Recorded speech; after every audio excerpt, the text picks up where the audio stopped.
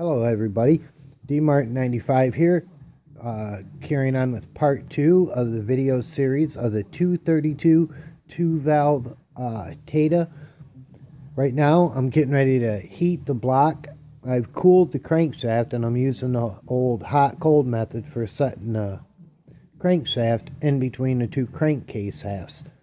So I'll not make you sit there and watch it, but basically what you want to do is heat this up, and you want to, I don't know, maybe 125 or something, and stick your crankshaft in the freezer for an hour or two, and the two temperature variances will allow that crankshaft to go right in there. Elsewise, you'll never get it in there. So let me go ahead and heat this up, and we'll be right back with some important details.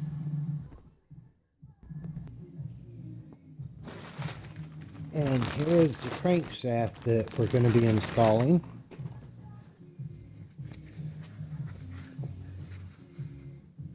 You can see on here GY6 820 Taida, verifying it's genuine Taida stuff.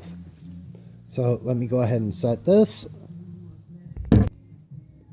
Okay, so I've now got the crankshaft set. Now you need to heat up this side a little bit and set it down on there. Okay, so I got the right side crankcase put on there, slid on there nicely. Everything's fitting real perfect. Now, something I wanted to note here. Now, you'll remember in part 1, I talked about you have the taller cylinder, which allows for the extended stroke. It's like 75.2. Now, you also need extended length studs. Taida sells those. They are size 200 and 208. You'll need those. You also need a 94 link chain. Stock size for a GY6 is a 90 link, but you'll need 94. If you get up into 4-valve, you need 96 link, but that's another build. But anyways, moving on. I wanted to point those important factors out, that you had to have those taller components when you build it. You guys may see the clutch back there. That's only to balance this so the engine doesn't go flopping off my table. I'm not like putting it on backwards. Anyways, so we'll be right back. We're going to move on to the starter clutch, oil pump, and all that fun stuff. So we'll be back in just 1 second. Alright, ladies and gents, you ready to see this engine turn over for the first time? Extend the chain all the way out. Make sure it's got tension. Look at that stroker.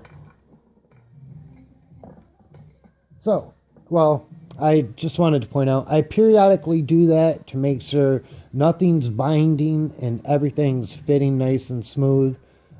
Everything couldn't be going more perfect at this point. So anyways, moving on. I'll be back in a minute. Alright, so here we go. I got all the parts gathered up. So the first thing I want to point out is what's being installed in here is a high flow oil pump.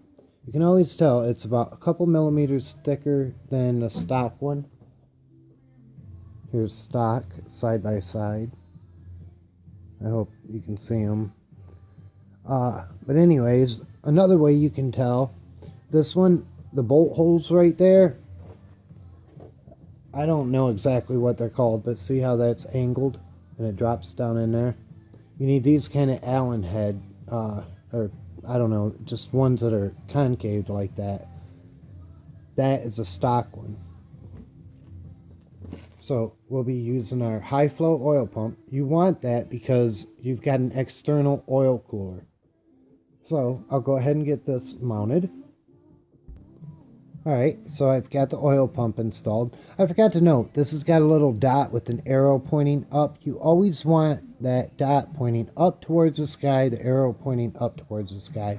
Now what we're going to be installing on here, there's different types of starter clutches. GY6 stock one is normally 3 what's called rollers. It kind of works like your variator, spins out, catches.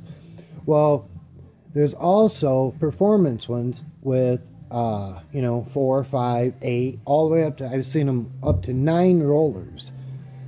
Well, the one we're installing on this one is, it's called 20 sprag. And it's got, here, let's open it. I'll show you what it is. See how it's got little gears in there? Doom, doom, doom, doom.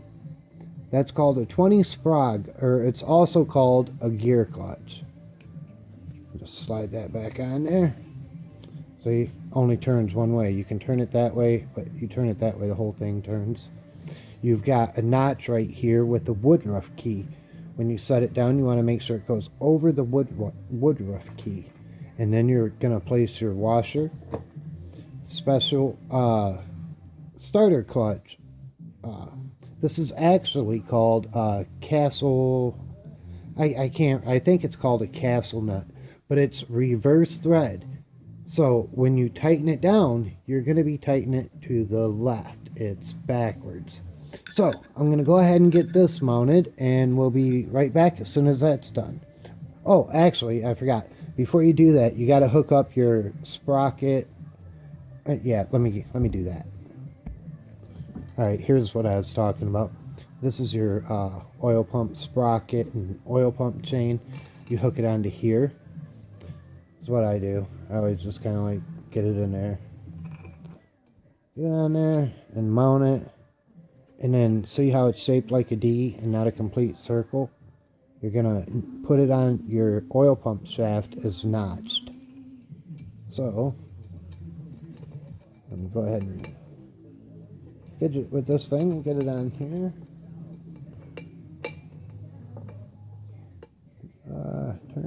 Turn. Boom. And once it sits down on there flush, go ahead and tighten it down.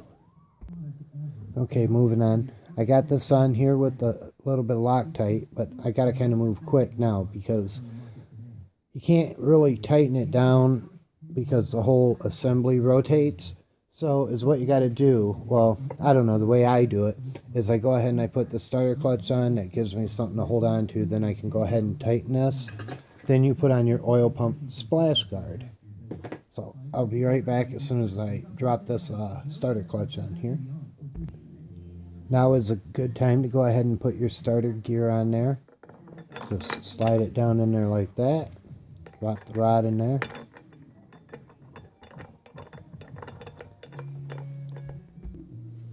Once you get your starter gear down in there, washer on there.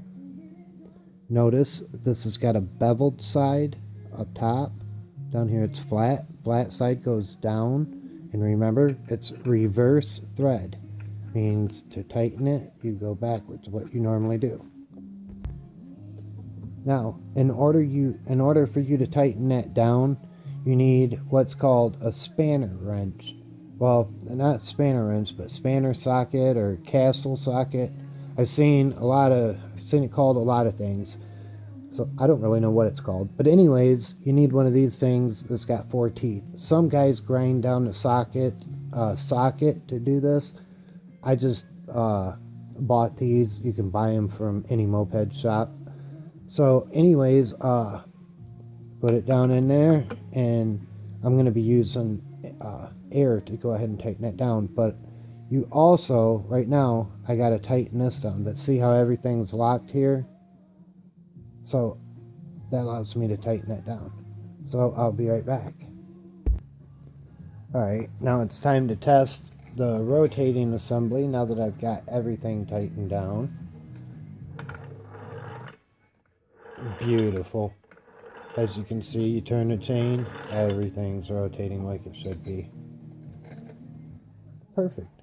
Okay, be right back in a second. Alright, it's time to go ahead and button her up. Put your dowel pins in there, gasket on there. They use the heat gun to evaporate any moisture out of there.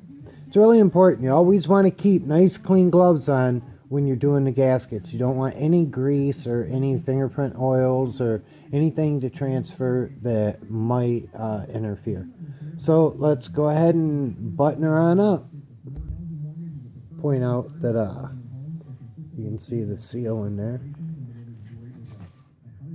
I'm using Taida brand seals on this. Almost got ahead of myself. Forgot to put the oil splash guard on there. That would have been a major bummer. So anyways, make sure you put your oil splash guard on there. Alright, now we can go ahead and button her on up. Simply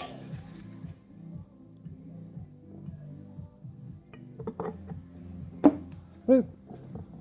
And then we get our bolts, tighten her on down. So we'll be back in just 1 minute once we get her tightened down. Alright, one thing I also wanted to point out, make sure you always use thread locker blue when you're putting this on here.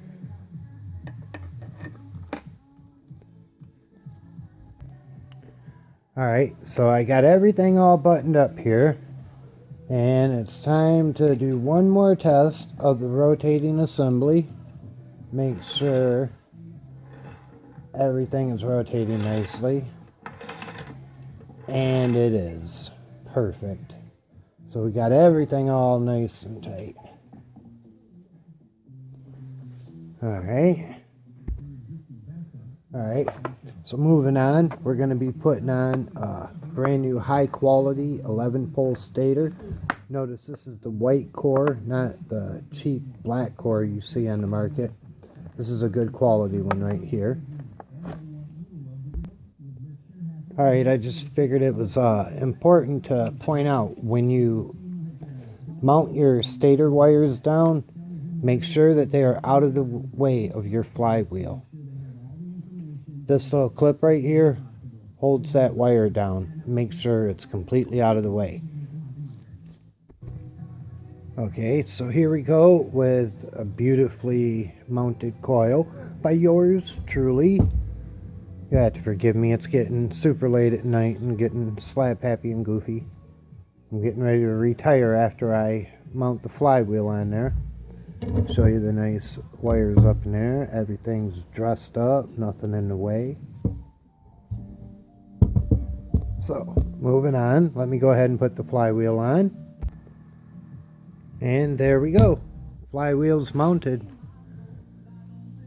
So, that finishes this portion of the engine up. On part 3, we'll go ahead and do the top half now that we can get our timing mark and everything. And I hope you guys follow along to see this monster of a GY6 built. This is a 232cc Taida 67mm piston, ceramic coated, huge big valves. This thing's going to be a monster 8.2 stroker. So anyways, if you need any of these parts, hit me up at my store at shop.martinmopeds.com. Again, that's shop.martinmopeds.com. And if you want to talk about anything you've seen in this video, hit me up at my forum, www.dansgaragetalk.com. Again, www.dansgaragetalk.com. Thanks for watching and tune in for part 3. Peace out.